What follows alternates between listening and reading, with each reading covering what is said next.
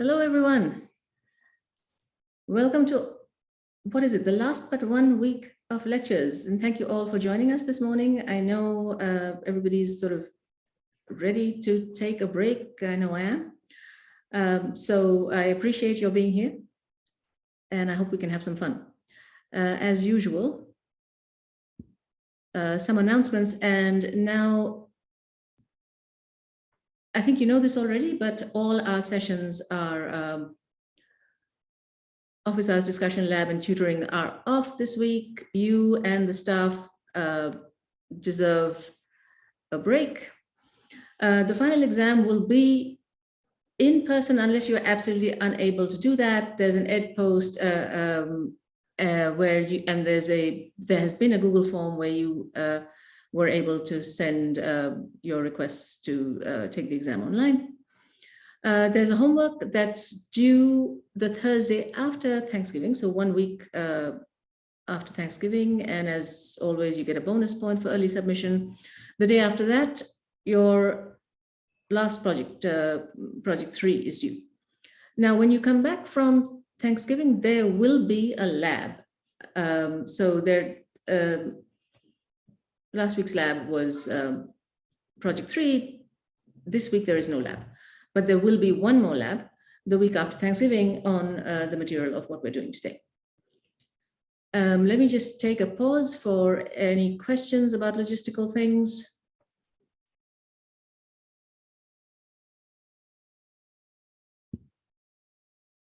Okay. So up through the end of the term, today, we're going to be talking about updating probabilities, and we're actually going to talk about what probabilities mean and different meanings that you can give to it, and hence the different calculations that you can do. And for the rest of the remaining 3 lectures that we have after Thanksgiving, Professor Wagner and I are hoping to give you some very interesting lectures. On Monday, the 2 of us will do something that is interesting, that is based on what you know, and that in principle you could do yourself. We just haven't decided which of the many interesting things we are going to choose, but we'll let you know ahead of time. Wednesday, December 1st, we have a very special guest lecture on algorithmic bias. Please come for that one. That is a fascinating study, and those are important ideas. And on the last lecture, Data 8 has always done a conclusion lecture that sort of summarizes what you've learned and tells you where you might go with this content after this, and the staff will join us and so on. It's a very fun lecture. I hope you'll join us. So what I'd like to do today is get started on our main topic, which is how to make decisions based on incomplete information, as if that is not what we have been doing all the way through. Yes, we have. And there are many different ways. And what the intention of today's lecture is to introduce you to a way that we have not used thus far, but is actually pretty fundamental in data science and machine learning. And to follow up now, to follow up on this, take some more classes. We're coming to the end of this term. And Professor Wagner and I regret that we can't teach you everything that we'd like to teach you. Okay, so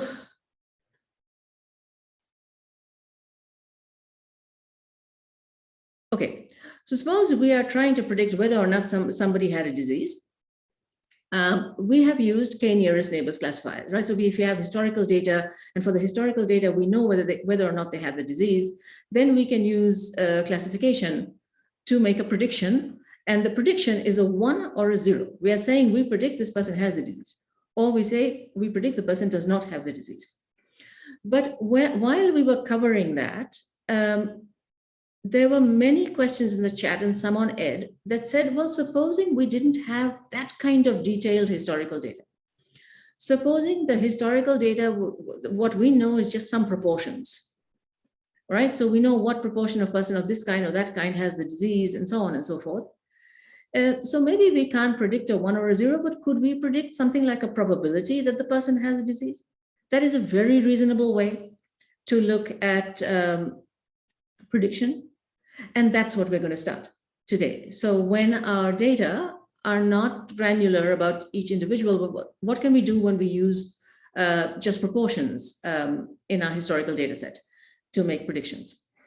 Now, predicting a probability that a person has a disease, the minute you say probability, there's some chance involved, and we have to be very careful about understanding exactly how the chance is coming in. The lack of clarity about assumptions leads to lack of clarity in interpretation.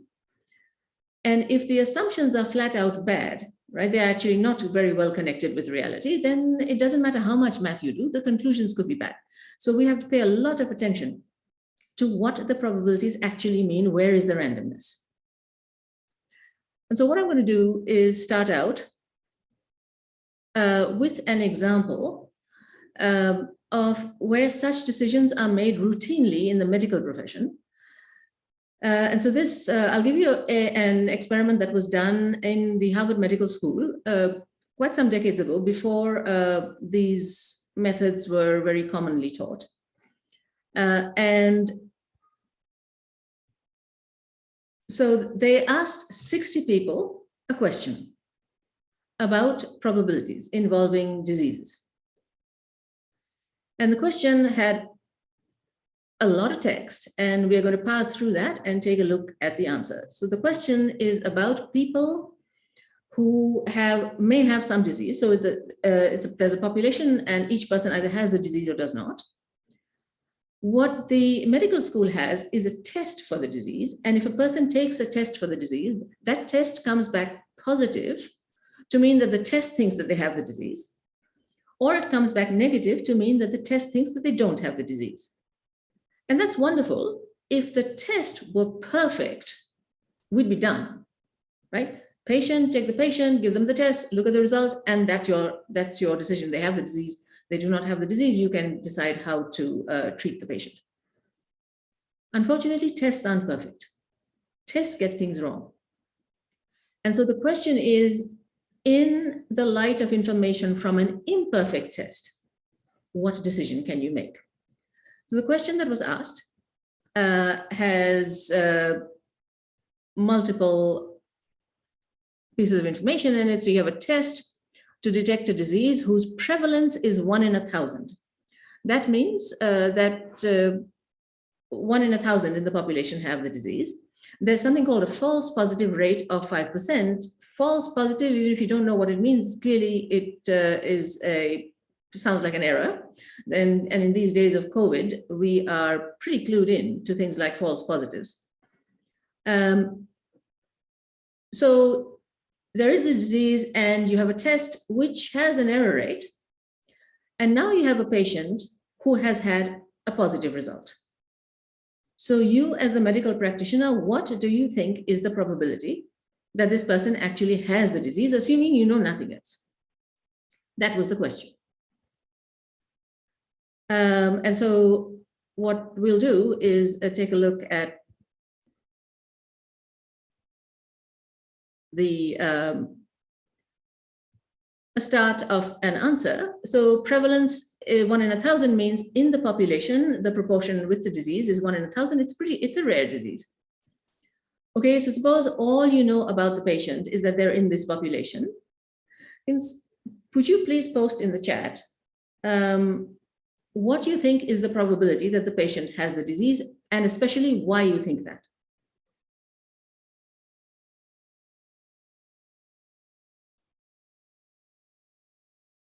So somebody posted 0.001, 1 in 1,000 with a question mark, 1 in 50, 1 in 1,000, 1 in 1,000, 50%, either the patient has it or not. Okay, wonderful. So there are multiple different answers. So why? Okay, so now I'm going to look at what I see at multiple people are doing calculations. There's a long calculation. Actually, I think the calculations aren't needed. Let me remind you about the question. Let me remind you about the question. What was the question? All you know about the patient is that they're in this population. What is your prediction? All the people who brought in the rates of the test, do you know anything about this person's test result? You do not. So that can't come into the calculation. So try not to calculate, right? So now a lot of people are saying 1 in 1,000. I'd like you to explain why you are saying 1 in 1,000, because you need to understand that today.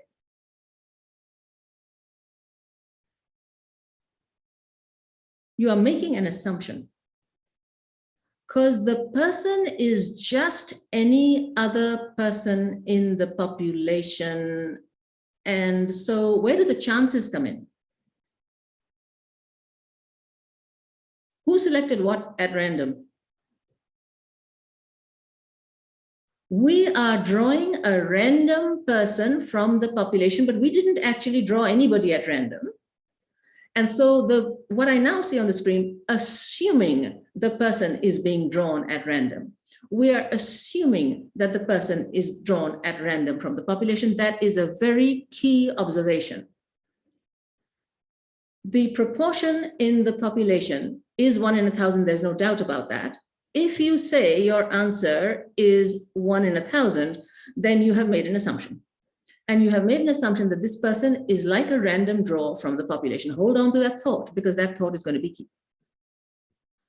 Okay, so this is called your prior opinion before you have any test results. Prior means before. Okay, so now we have the test as well, right? So everybody in this population falls into one of 4 categories, and I'm going to draw you a little table. Okay, before we get into details, can somebody remind me where we've seen a table like this before?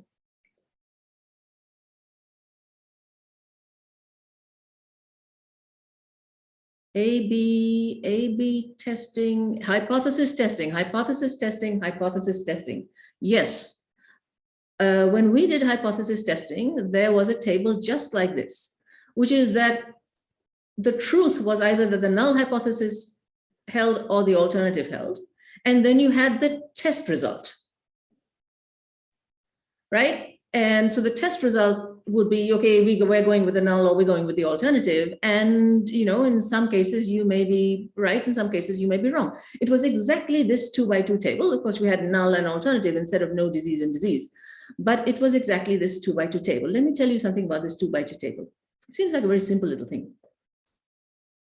You're seeing it now. You saw it already once.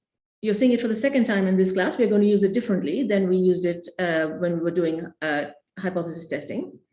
You will see it again in data 100 in the context of logistic regression, where terms like sensitivity and specificity will be introduced. Data 140 is full of, well, if I told you this, then what would you conclude? And if I told you something else instead, what would you conclude? And so on. So data 140 is full of these ones and zeros. What's the chance that you get things wrong? And then data 102 starts with the exact same table once more when it talks about false discovery rates. This little tiny table is very rich, and we will keep circling back to it. In this particular context, we have all patients falling into one of these categories. So the patient here has no disease and they tested negative. So the test got the right answer for them. So also for the patient here who had no disease and they tested positive, but of course here you are off in the two crosses. And so now these people are the false positives, the people who do not have the disease, but the test says they do. We have a rate for that. So let's look at the rate for that. And so the false positive rate then is a proportion. Can anybody suggest to me what proportion? We were told that the proportion is 5%. So 5% of what? What is going on here? What does that 5% mean? Any ideas? 5% of all the people getting tested, 5% of all the positive results, 5% false positive. So what do you know about whether or not they have disease?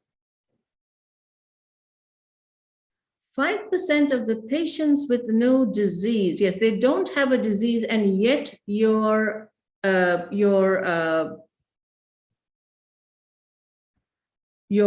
test said positive. So we are looking at the people who don't have a disease, right? These are the only people who could possibly get a false positive. And the test mostly for these people gives you the right answer. But for 5% of them, it says positive. And that's bad. So where on this table is it? It's right there. So I want you guys to be very clear about what the rate is measuring. And I'll pause for a second and I'll take questions, because when I looked through the chat, I saw all kinds of different answers. And so it's important to understand this is a definition.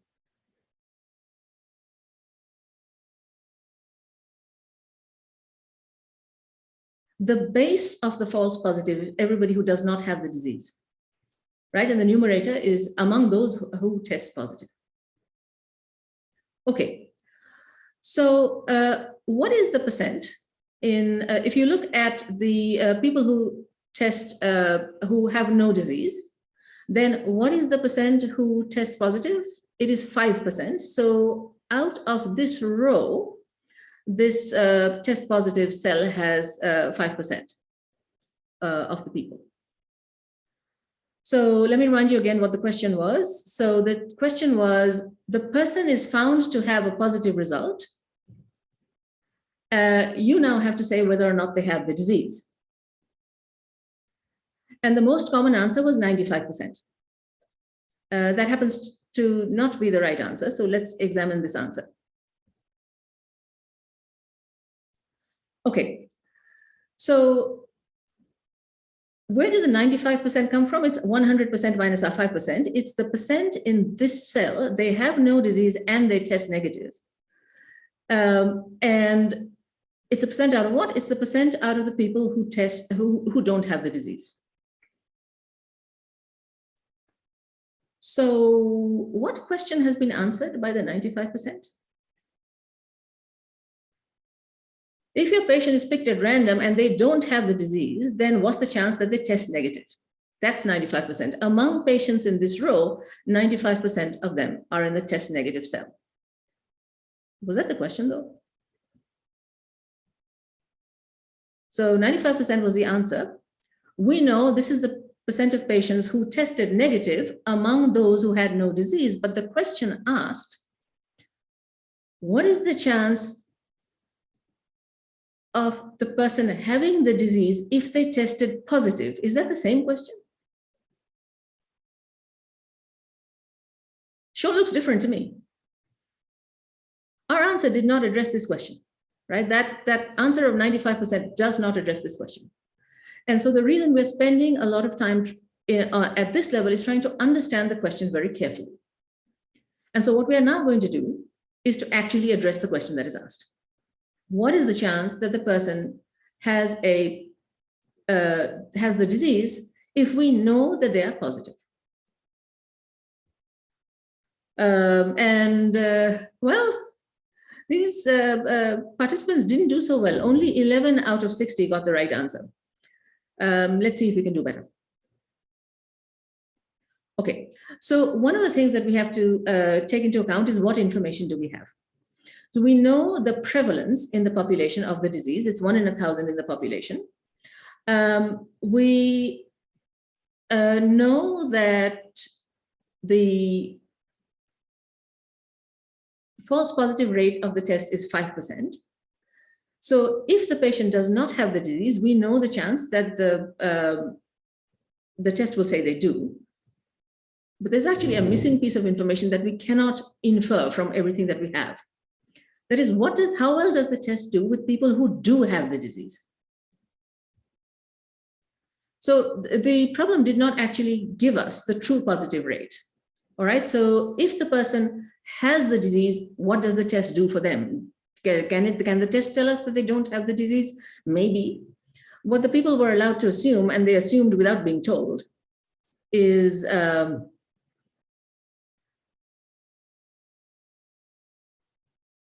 the test gets it completely right. If the person has the disease, the test does not make an error. If the person has the disease, then the test will say they have the disease. So, can't we assume 100% minus 5% is the true positive? The 5% is a percent out of the people who do not have the disease. But the true percent is a percent out of the people who do have the disease. They're not complements of each other. They're just two different groups of people. So that calculation that we did, the 100% minus 5% was the 95%. That is the percent who test negative among those who don't have the disease. And that is not what we are addressing here. So we do have to do some work. And the participants assumed, and the school was fine with their assuming, that the test was 100% accurate for people who do have the disease. And so this test is pretty darn good. For people who do have the disease, it's 100% accurate. For people who don't have the disease, it's 95% accurate. Very, very good test. Okay? And so now we're going to try to answer the question. And before that, we are going to answer intuitively before we do any calculation. So again, we're talking about probabilities. We have started under the assumption that the patient is a random draw from the population. Your prior opinion before seeing the test result was that the chance of disease is 1 in 1,000. Okay, and now somebody's showing you the test result and it's positive. Without doing any calculation, just intuitively, you can see that you should now update your chance based on this result. Okay, wait, how are we able to assume that the test was 100% accurate for those that had the disease? The survey allowed people to assume that. They actually just assumed it without being told. We are noticing that it's an assumption. And the survey said, fine, assume that. There's no error for people who had the disease. Does that answer your question? So this is information that we have to be given. Yeah, okay. So your prior opinion was 1 in 1,000 that this person has the disease, and now you've seen the test result, it's positive. Okay, shouldn't you update your probability? Yes, you should. And so you have 3 choices now, 1 in 1,000, less or more. Okay, in the chat, please, which one do you pick and why? Without calculation, please, you should not be appealing to any, and why is that? Very good, everyone's saying more. I get it. Somebody try to articulate without fractions here, without calculations. Why more? Why is your instinct saying more?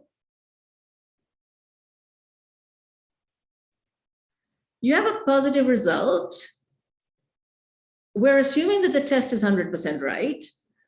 And so it's somehow signaling that this person has the disease. We seem to have more information than just that they're a random draw. They're both a random draw and they tested positive. So that's two sets of information. And the second piece of information is pushing you in the direction that they have the disease. Great. So we should, when our updated probability should be more than 1,000, 1 in 1,000. And so we should now just try to see if we can figure out what it is. So what is the proportion that we're looking for here? There are 4 cells of this table. This patient can be in which of these cells?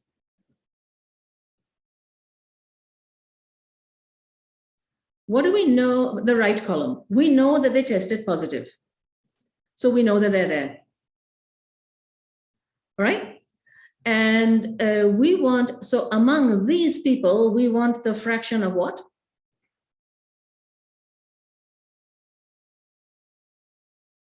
Among all of these people, we want the proportion who have the disease. And so which cell is that? I think somebody already posted it, the lower one. That's what we want, right? In the positive column, what fraction have the disease, what fraction are in the bottom cell? And so that the updated chance is the proportion who have the disease among those who tested positive. And here is something that you guys need to have very firmly in your mind. You look at the information that you have. right? You calculate probabilities among the people whom this person could be, not anyone else. So when I know that the person, all I know is the person is picked at random from the population, then everybody in the population is fair game. And so our proportions are taken out of the whole population. The minute I'm given that the test result is positive, my population is now restricted to this smaller set. And all proportions are going to be calculated relative to this smaller set. Okay, so what I've done here is I have put all the information that we have in this table. All right, so the blue figures are the figures that we know from what has been given to us. And I'll stop for a moment. If you could take a pause and just look and see if you agree that that is in fact an arrangement of the data that we have.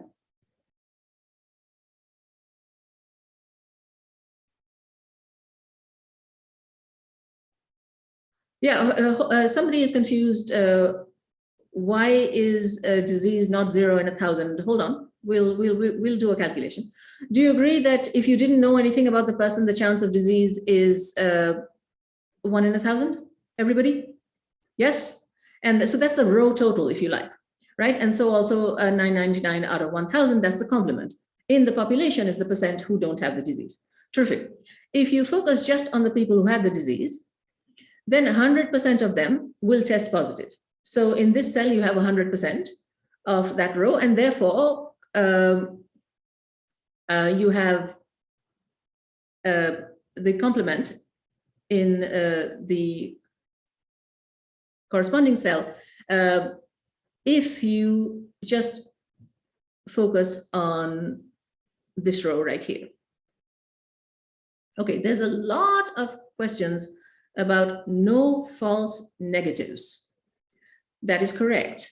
So we had a discussion that the test gets the answer completely right for people who have the disease. If someone has the disease, the test is just going to pick up that this person has the disease. It is never going to give a wrong answer. Okay, so that's that assumption is coming into play here. The assumption that we can have false positives is coming into play here. 5% of the people with no disease test positive, and the corresponding 95% will test negative. And so these two are cells where you have the right answer. Okay, so this is just an organization, and if we have this organization, then we can make it a little more compact and write down the proportions in all of the cells. Right, so 100% of 1 in 1,000 is this bottom right cell, and so on. We have all of the proportions in all the different cells. And now what I'd like to do is just, what is our goal, by the way? We want to know this cell is what proportion of all of this, right? So we will go to our notebook here, and I will run all above.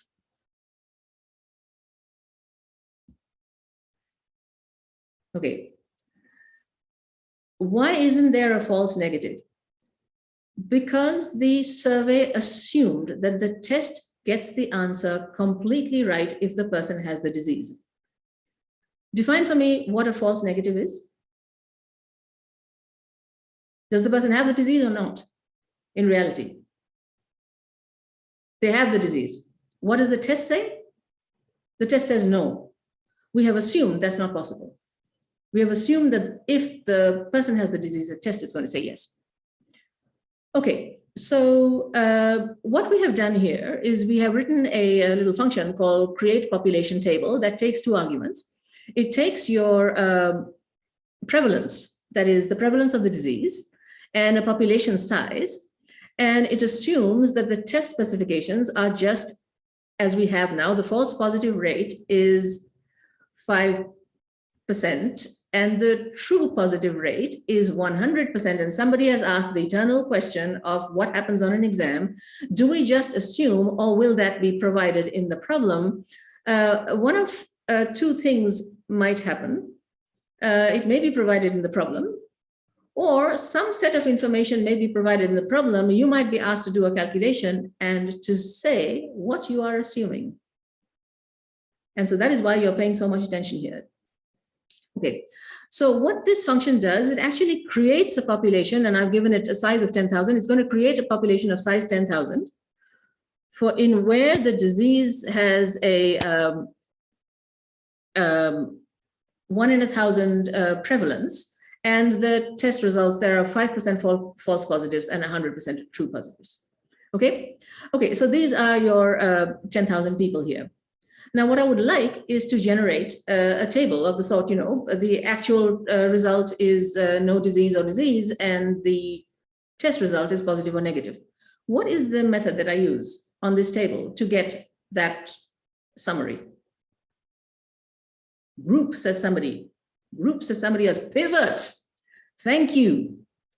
Pivot. That is what pivot does. It gives you a little table of people cross-classified by 2 categories. Pivot, our old friend, is back. Okay, so along the columns, I want the test result. I'm just trying to recreate the table that was in the slides. And along the rows, I want the status, and let's see what happens.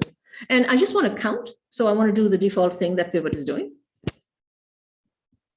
And here you go. And that's almost like the table on the slides, but I don't like it because isn't it true? Could you just go back and look? Do the slides have no disease on top and disease below? That's what I remember. Yes? So what do we do? What do we do to this? Sort. Yes, exactly. You sort by the status column in descending order.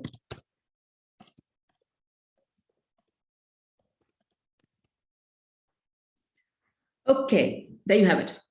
There are 10,000 people.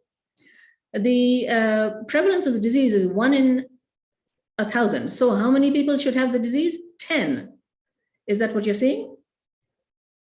10 people have the disease. How does descending work for words? It's alphabetical order. Okay, now, the people who have the disease, is any of them going to test negative? No, as we have discussed multiple times. So therefore, all 10 of those people are going to be in this cell. They have the disease and they test positive. The vast majority, 9990, don't have the disease, and they split this way. 5% of them test positive and 95% of them test negative. Okay? So can we find among the people who test positive what proportion have the disease? What do I have to do? I'm looking at the counts. How many people are in play? The people who test positive, how many people are there? 510 people. Very good. And of those, how many people test positive? 10. And so that proportion out of the total in that column is what we need to calculate. Among those who test positive, what percent are here? And that is about 2%. And we'll look at the size of that number in a little bit.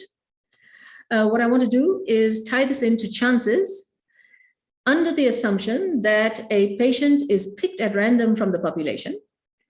This is the probability, and they test positive. This is the probability that they actually have the disease. Okay, but under the assumption that they're picked at random from the population. And so what we're going to do next is a reorganization of this calculation so you can do it faster without needing a function that creates populations for you. We are going to use a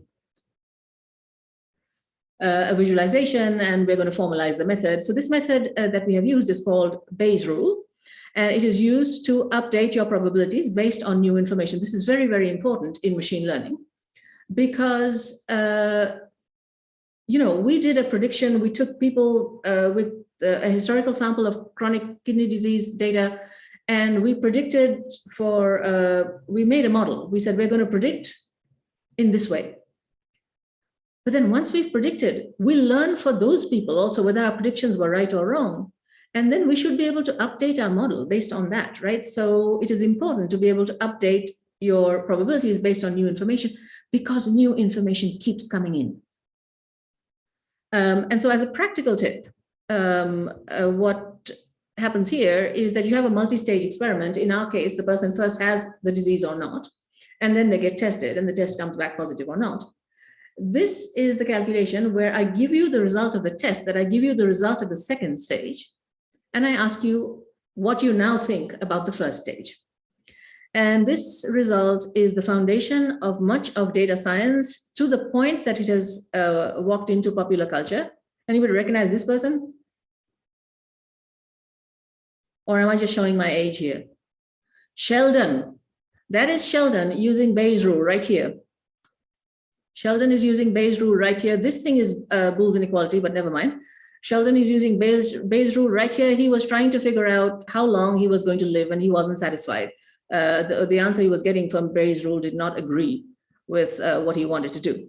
Anyway, Bayes' rule is the key to finding many probabilities. So let me make some definition. Again, assume a patient is picked at random. I am going to bore you to tears by saying that over and over again and putting it in bold, because it is not decoration.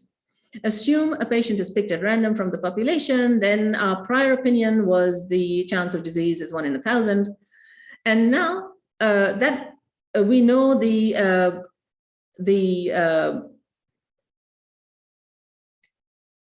false positive rate, and we can write that down as what is called a conditional probability, right? This false positive rate. Among the people who have no disease, what proportion test positive? That's 5%.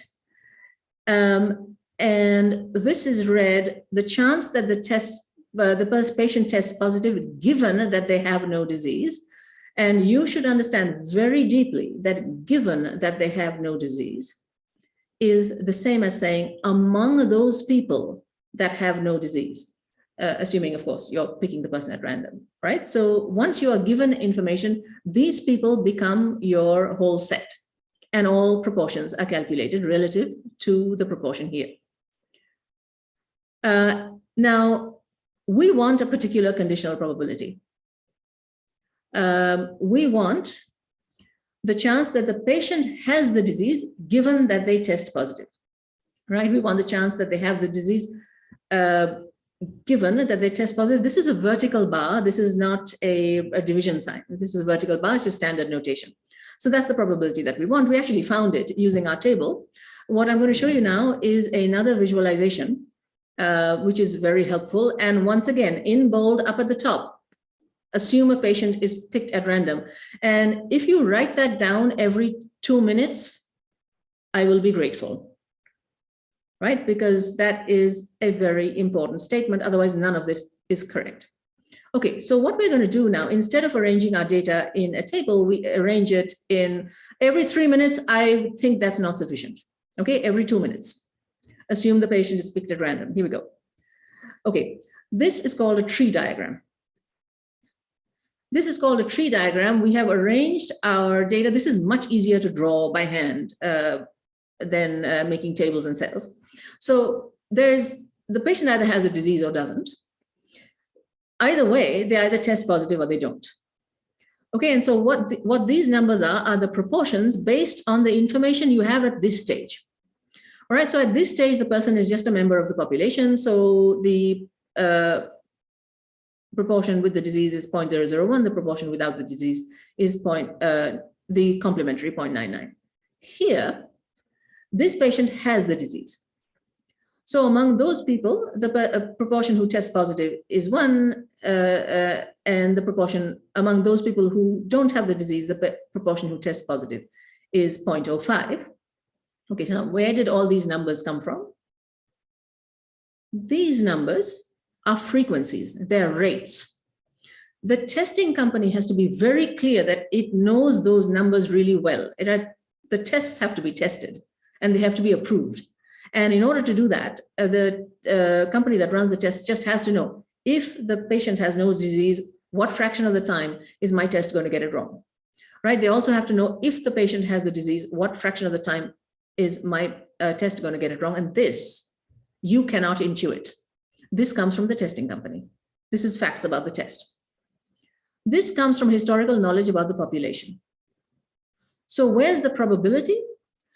The question says, well, you kind of don't know anything about this person. And so we assume that we are assuming that the patient is picked at random. And under those assumptions, these are probabilities, right? Because under that assumption, this person has chance 0.001 of having the disease.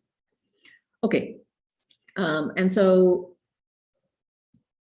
that is that 0.001 is your prior probability of disease. In this context, it would be called a base rate. That is, before any tests or anything, it is the frequency of people who have the disease in the population. And again, it becomes a probability only by this assumption that you are picking at random. These numbers here are called likelihoods. So this one is called the likelihood that the person tests positive, given that they have the disease. Can somebody tell me what this number is called, this 0.95 right here? That is the what? No. It's either a prior or likelihood. It's one of them. Which is it? This is the likelihood of the person testing negative, given that they don't have the disease. Okay. This is what? Is it a prior or a likelihood? It's a prior. It's a probability of a prior probability of what? No disease. Wonderful. Okay, so you understand the terminology, and we don't tend to use a lot of terminology, but if you see it somewhere in the literature, then you will know what it means now. Okay, so what we're going to do is we're going to figure out what we want is you can see that this tree has 4 branches: 1, 2, 3, and 4. And what we're told is our patient is on branches 1 or 3. We don't know which one, but they're on branches 1 or 3. And what we want is the chance that they're actually on branch 1. We want the chance that they have the disease given that they test positive. And so our world is now restricted to branches 1 and 3. Assuming the patient is picked at random, I went more than 2 minutes there. And our picture actually looks like this now, because these 2 branches are not in the game. So our calculation, the total probability is the total proportion in these 2 branches, which is 100% of 0.001 and 5% of 0.999. And we want what proportion this branch is of these 2 branches. And so our calculation looks like this. Right? We are restricted to these 2 branches. And so their total probability is on the denominator here. We want the chance of this branch, and so its probability is on the numerator here, and that's the 0.196 that we got. It is the branch that you want relative to the total chance of the branches where you know you must be. Okay, and that's the calculation that you do. This is how you use tree diagrams and Bayes rule. So if you have a 2-stage process, this is useful. It's quick to draw a tree.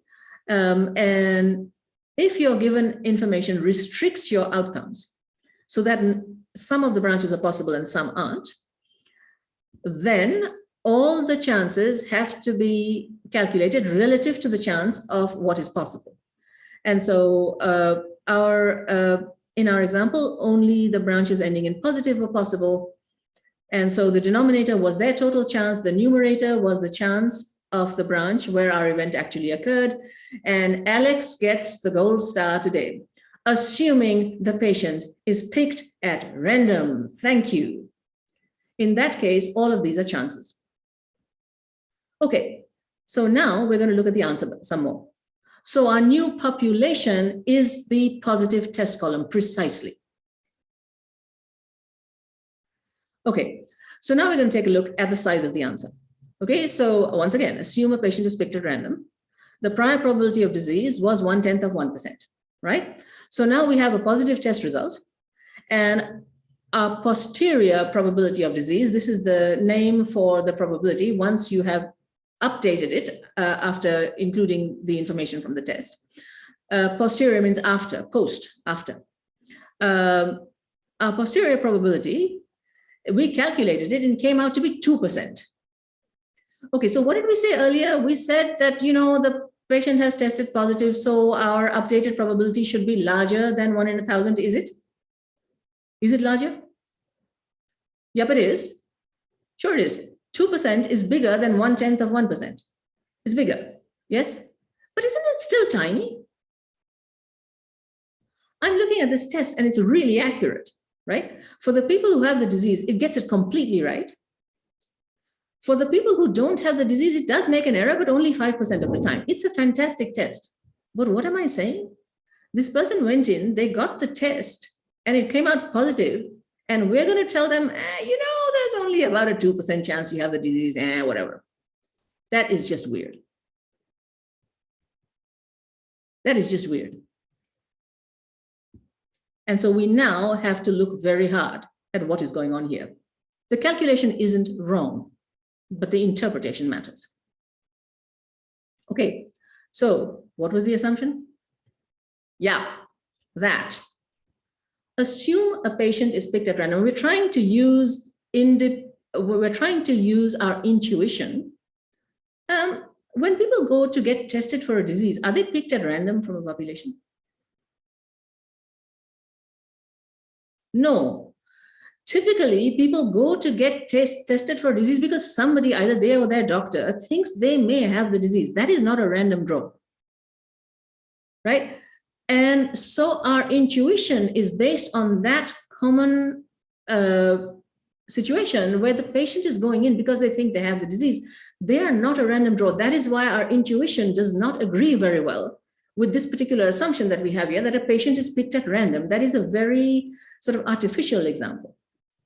And under that assumption, yes, the answer is actually correct. And we can see why it is correct by looking once again at our pivot table. We've already done that diagram. I'm going to look once again at our population. Okay, the disease is very rare, right? So we're looking at this set of people here. 100% of the people who have the disease are in this cell. But there just aren't that many people who have the disease. This cell contains 5% of the people who don't have the disease, right? Which is a small percent of the people who don't have the disease, but there's a ton of people who don't have the disease. So 5% of that huge number is completely dominating 100% of this small number. And therefore, if you look among the people who test positive, that group is dominated by the false positives.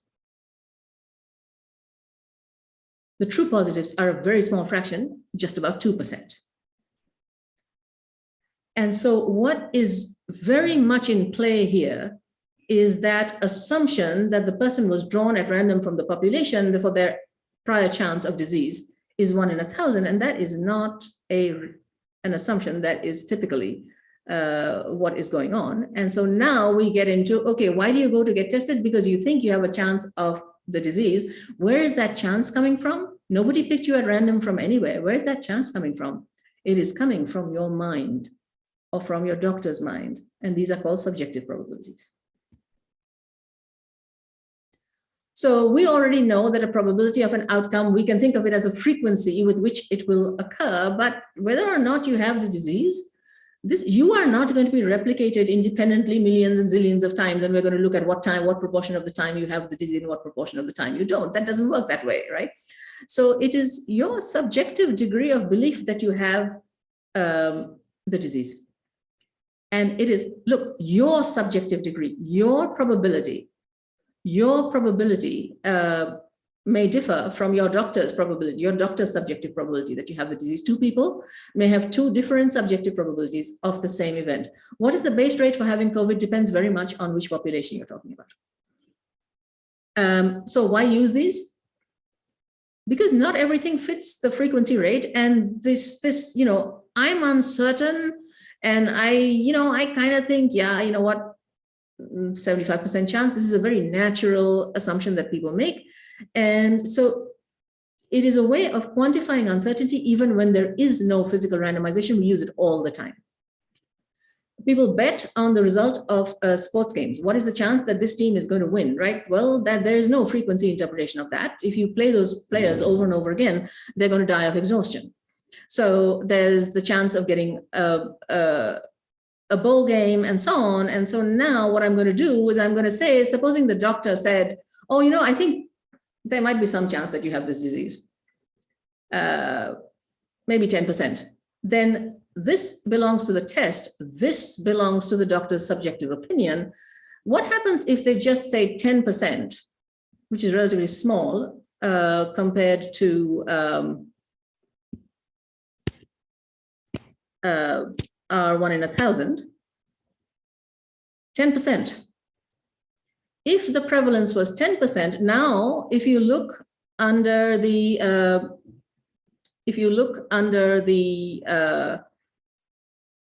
this column, which one is more, the positives or the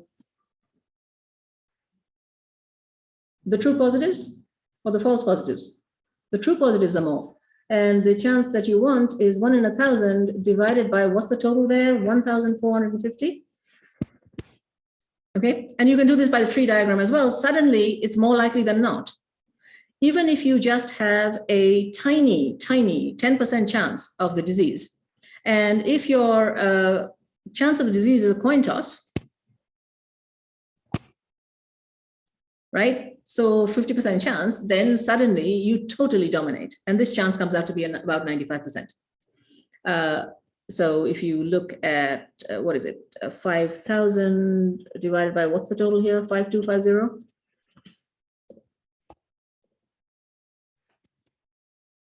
That's about a 95.2. And I will stop here. You can, in your, the notebook in your, that you've got, or it's worked out with the tree as well, you'll get the same answers here. So that prior opinion matters a lot.